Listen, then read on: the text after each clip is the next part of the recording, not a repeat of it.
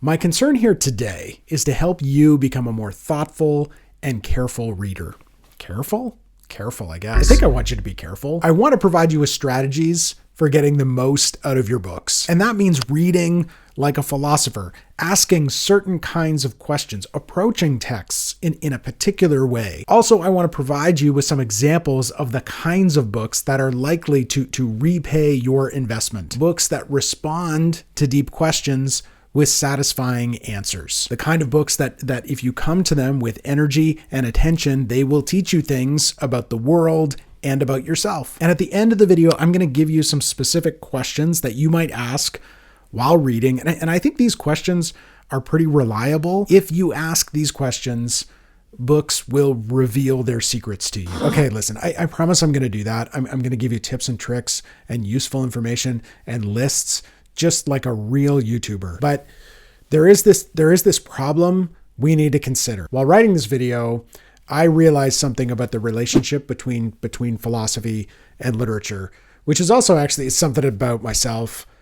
As someone who I thought I loved both philosophy and literature. Socrates once said there was an ancient quarrel between philosophy and poetry, which we might also call like a quarrel between philosophy and literature. And I'm wondering if he might be right in some way. Like, what if it's not possible to bring together the love of literature and the love of philosophy? Like, in a way, I think it's for sure. Like, I love philosophy and I love literature. It seems to be unproblematic to me. But what if Socrates was right, and what if the quarrel, what if it's real? Like, what if there is some real irreconcilable tension between these two human enterprises? Here's the question I'm pondering.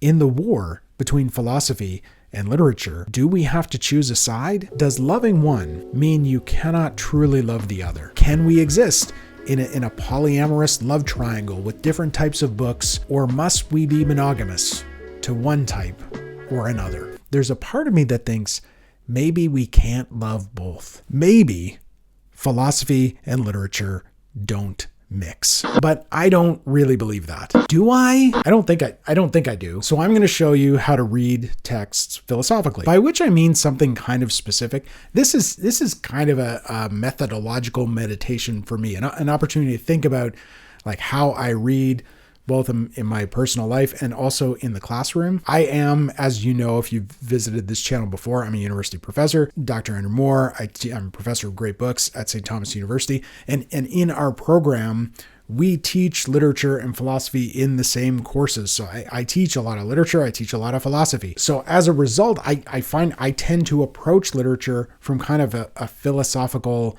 angle, which I have found in my experience, like in the wide world, makes me like a little bit of a weirdo. Let me say something like a little bit controversial here. Like when I approach a work of literature, I don't care very much about historical context. Context is important. It's very important. Who the author was, what their background is, where they come from, those things matter. However, I think for a long time in the study of literature kind of became like subordinate to history. And for a long period, it's like, and even now to some extent, the idea is like, well, you read a work of literature, like you read a novel from the 18th century so that you can learn things about 18th century history. And you can do that. It's good that people do that.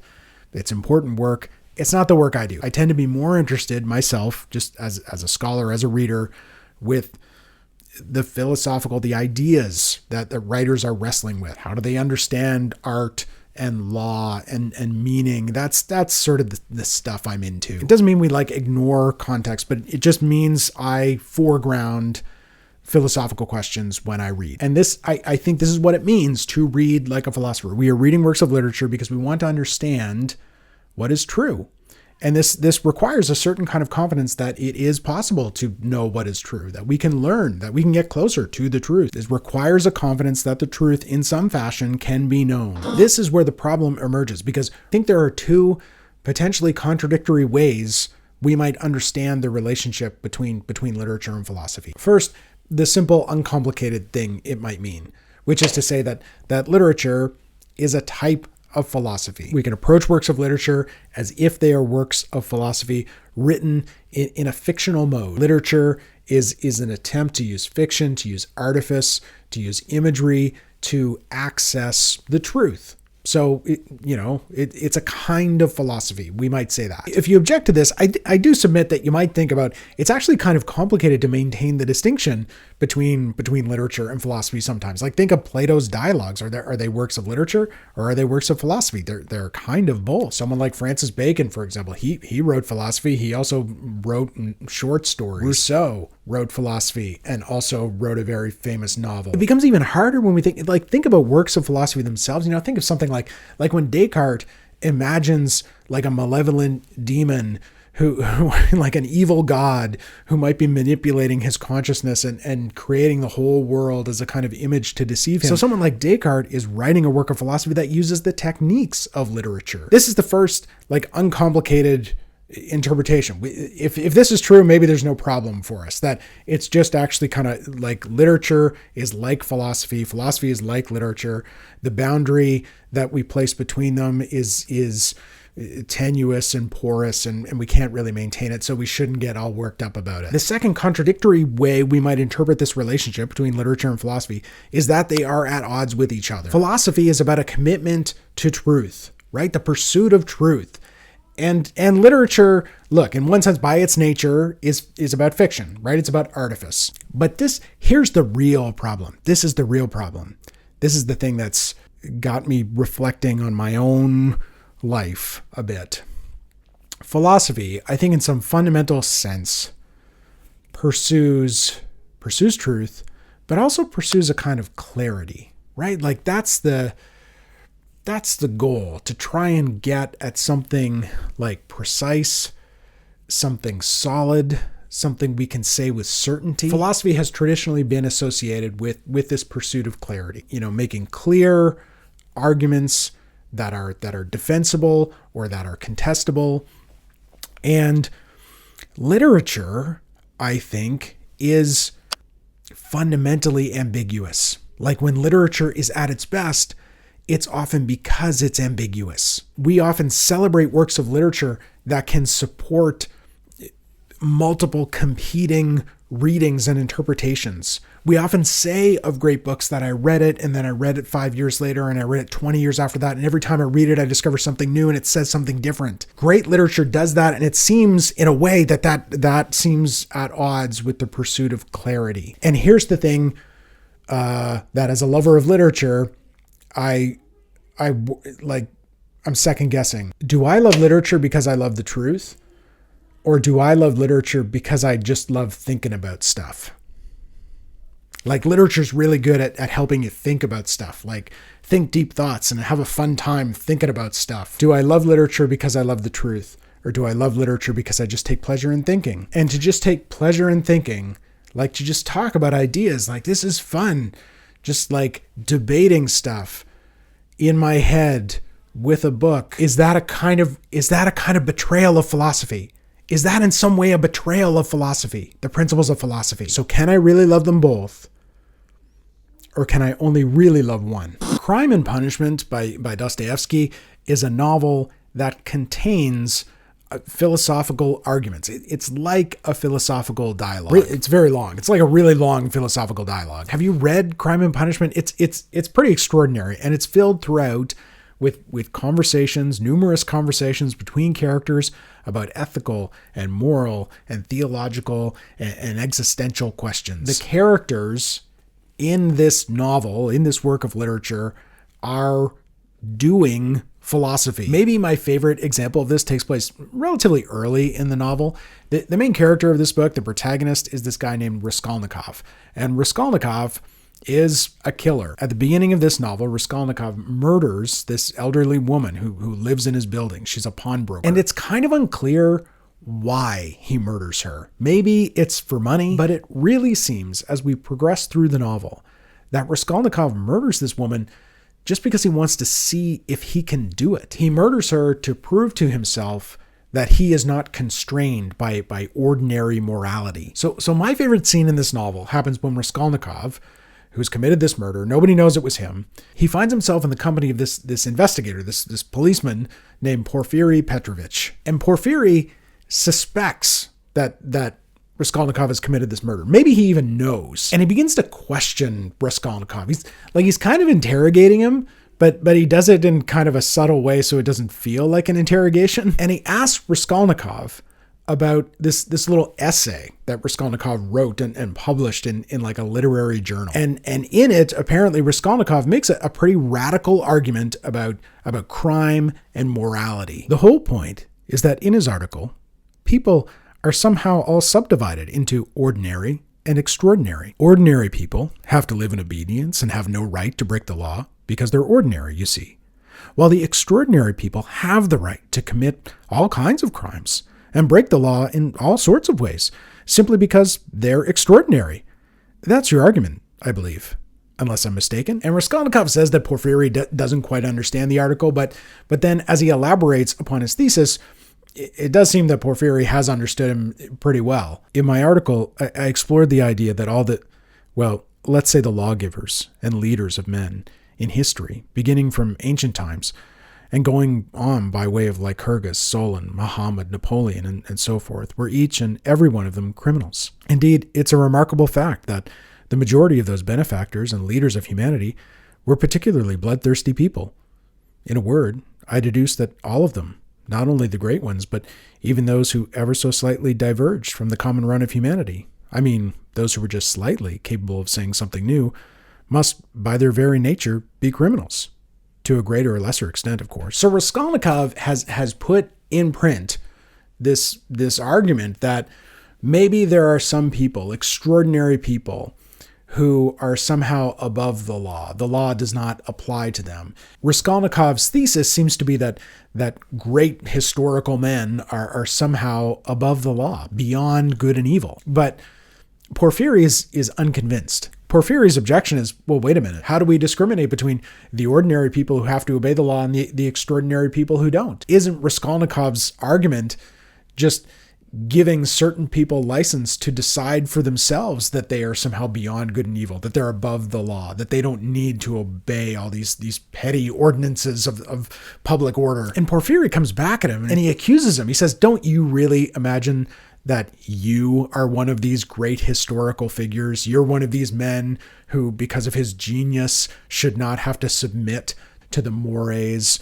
and the rules and the laws of average society. Incidentally, this is actually the kind of argument we see a lot nowadays, right now, particularly from the right. There's a lot of very powerful men who resent things like cancel culture, or they resent that they have to moderate their speech, or they complain about censorship or about some lack of freedom. And their general sense is that because they are wealthy and because they are powerful, they ought to be able to innovate, to transform society, and they should not be constrained by ordinary morality or the opinions of the masses. So this is a very contemporary debate. But Raskolnikov holds his ground, and he maintains that, whether we like it or not, it simply is the case that every so often grand historical figures come along and they transform the world, they transform society, they change culture, and they establish new orders, new civilizations, new ethical orders. And whether we want to say people should or should not do it, that's just what happens. So we see in this novel a philosophical debate of the sort we might find in a classroom or in an academic journal on philosophy. In fact, they're discussing a kind of academic article in the novel. That's what they're doing. But this is also where works of literature do things that most philosophical texts are not able to do. Because Dostoevsky evaluates this philosophical argument in part through the plot of the novel. And in fact, Raskolnikov, by committing this murder, he is trying to put this thesis to the test. He's trying to see, can I commit a crime and not experience any consequences? But what I think Dostoevsky demonstrates throughout the course of the novel is that Raskolnikov cannot handle the guilt of what he's done. He literally becomes sick with guilt. He's sick for much of the novel. And it seems to be his guilt, his conscience is weighing on him. And he steadily becomes unglued. And late in the novel, he has a conversion experience. So the action of the novel is used alongside Porfiry's objections and rebuttals, I think, to interrogate Raskolnikov's thesis, right? The plot is part of the philosophical argument. But here's the thing. Does literature Does literature condemn us to a sort of pleasant uncertainty? Are we doomed to imprecise meditations? Or can we, through literature, attain something like the precision that is available to us through the pursuit of philosophy? For example, consider the case of Raskolnikov. Here's the question. So it seems in a way that the novel, maybe the plot of the novel, and Raskolnikov, who ultimately kind of, I think, repents of what he's done, that seems like maybe a refutation of his argument. But is it? Is it a refutation of his argument? Or is it simply to say that Raskolnikov is not one of these great historical men? Maybe it's true. Maybe he was right that grand historical figures are somehow above and beyond, conventional morality. And it's just the case that Raskolnikov thought he was one of those guys and he isn't one of those guys. Or it's the case that no, the fact that Raskolnikov tried to live like this and it kind of destroys him, maybe that indicates that he was wrong to say that and to think that. But I don't know what it is. Does literature provide us with answers the way that philosophy does? Does it even aspire to answers in the way that philosophy does? This is what's at stake. Can someone who loves literature also be someone who really loves what is true? Listen, speaking of meditating aimlessly on life's big questions, maybe you want to subscribe to the channel. I am a child of the uneasy marriage, the acrimonious and passionate union of literature and philosophy. And here on YouTube, I make videos about this stuff, about philosophy and literature, politics, culture. So I'm just trying to figure out human life. So you're welcome to hang around. If there's any such thing as a philosophical novelist, Jane Austen is that person. She is definitely among the most philosophical writers that we have in the English language. Emma, I think, is probably my favorite Jane Austen novel, and it's a work of philosophy. Austen this is debatable, but I think she's more interested in particular human types than is Dostoevsky.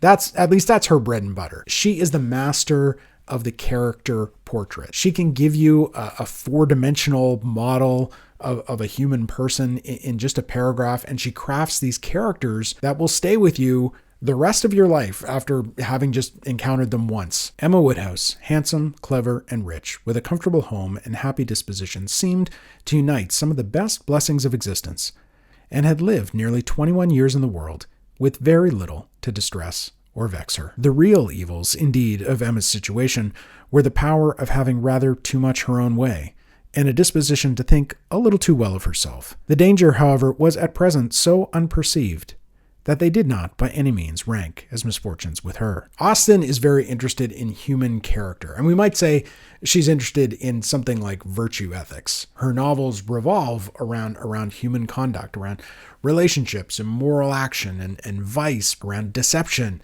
and friendship, and of course, romantic love. That's maybe what she is best known for. Jane Austen writes romance novels. These are love stories. But within this model, many would say, Austen engages in philosophical investigations of human questions. Consider this debate that happens in Emma. Emma's a young woman. She gets in an argument with her friend, Mr. Knightley. She and Knightley are talking about this somewhat mysterious young man named Frank Churchill. And Frank doesn't live in this town, but he has family here. And Knightley is arguing that he has a kind of obligation, a duty to come and visit his family, namely his father. And his failure to do that, Knightley says, is a sign of Frank's bad character. And Emma disagrees. There is one thing, Emma, which a man can always do if he chooses, and that is his duty. Not by maneuvering and finessing, but by vigor and resolution. It is Frank Churchill's duty to pay his attention to his father. He knows it to be so, by his promises and messages. The issue is that Frank has these other family members, kind of these overbearing sort of pseudo-parents who don't want, and Frank is kind of financially obligated to them, and they don't want him to come visit his real father. And Emma keeps making the case that, you've got to understand his situation, like the context, like there's all these reasons why he can't come. We shall never agree about him, cried Emma. But that is nothing extraordinary. I have not the least idea of his being a weak young man. I feel sure that he is not. So again, we see this dramatization of an argument, which is really, in this case, it's a character assessment. Is Frank Churchill a kind of accommodating, civilized, young guy, and he's in a complex family situation, so he can't sort of do the thing that he ought to do. It's tricky, it's delicate. That's what Emma thinks. Or is he just kind of like a weak-willed doofus who's negligent of his obligations, as Knightley thinks? And what Austen is then going to do to us in this novel is she introduces us to Frank Churchill. And then we have to sort of take part in this character assessment. We have to decide, well, who is Frank Churchill and what's he like? And was Emma right or was Mr. Knightley right? But this is where Austen hits another gear, because Emma suggests that she and Knightley are prejudiced. And it turns out that that's kind of true. Emma is someone she's kind of prone to fantasy. She imagines realities and fantasizes about the way people are, and then she makes real decisions. She acts on her fantasies and her imagination. She takes action based on her imagination, and it gets her into trouble. And Mr. Knightley, too, is also prejudiced against Frank, I think for reasons that he's not fully conscious of why yet. And so in a way, Austen, she's not just interested in human character, but she's also interested in this problem of judgment and knowledge and perception. She is interested in the limits of human understanding. Like, how do we make decisions? How do we process information? How do we acquire knowledge? What are the limits of human knowledge? What are the flaws in our own thinking? And how does that prevent us from seeing the world and ourselves accurately? These are deep questions about epistemology. So these examples I've given you, Dostoevsky, Austen, they suggest a kind of marriage between philosophy and literature. Some works of literature are philosophical. They are about philosophical things. They dramatize philosophical conversations and debates. But I also think, if we're honest, that it seems true that literature and philosophy are in some ways in tension with each other. This is what Socrates was on about. In the Republic, where he's imagining this kind of ideal city, he has to famously banish the poets from the city because he's worried about their negative influence on the young people. In the Apology, when Plato tells the story of Socrates' trial, Socrates again talks about his problem with the poets. And the problem he talks about is that he says the poets don't know what they're talking about, right? They seem to have wisdom. They seem to know what they're saying. But if you ask them things, they don't know what they're talking about. And I think this does point to like a problem that, like, at least philosophy is the way Socrates does have with literature, which is that, like, novels don't answer questions in a way, right? Like, you can't ask a poem, a novel, to clarify something it said in the way that you can in conversation. Socrates, I think, finds them kind of problematically slippery precisely because he can't cross-examine them. He can't ask them questions. The one thing we could say is that works of literature do often provide like an account, like a view of the world. Does literature move us closer to wisdom? Does literature bring us closer to wisdom? I think that it does. I think it does. But I don't know that it necessarily makes things clear, but maybe that's okay. Maybe it doesn't have to give us a clear argument to bring us closer to wisdom. So maybe literature is not hopelessly at odds with philosophy, because maybe it's reductive to say that philosophy needs to seek clarity. Maybe the truth is often messy and complicated. Maybe the truth is sometimes ambiguous. Maybe human things especially are by nature imprecise, and the knowledge we can have about them is not going to be precise and clear and concrete all of the time. Maybe some truths are ambiguous, and maybe literature is especially good at revealing that. And maybe it's a particularly good mode of philosophically exploring those kinds of truths. Listen, I said I would equip you with questions that would help you read like a philosopher. So here they are. Here are the questions you should ask when reading. First, when you're reading a piece of literature, especially a novel or a short story, pay attention to the narrative voice. Ask yourself, who is the narrator, right? Is it a first-person narrator? Is it a third-person omniscient narrator? That is the perspective through which you are seeing the world. Are you getting things from the perspective of a particular person? And does that person have particular biases? Are there certain things they can and cannot see? Or is the author giving you this kind of quasi divine, omniscient view so we understand everybody's consciousness, everybody's motivations? Is that what's happening? You want to pay attention to the perspective of the storyteller. What does the storyteller see and not see?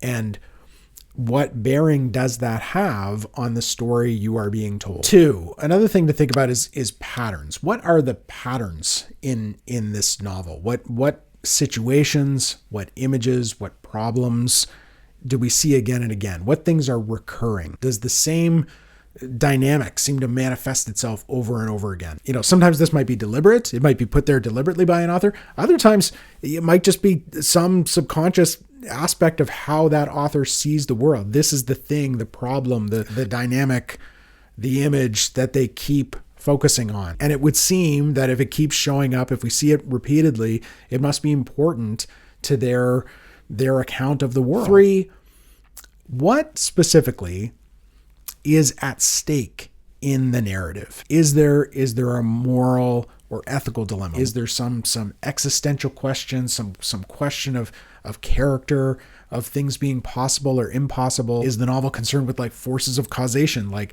this is what causes things to happen, or this is what causes things to happen? Is it showing us how something works? And I think sometimes we might want to respond to this question by saying, oh, this is about like themes, like, oh, this novel is about grief, or this novel is about poverty, or this novel is about resilience, or something like that.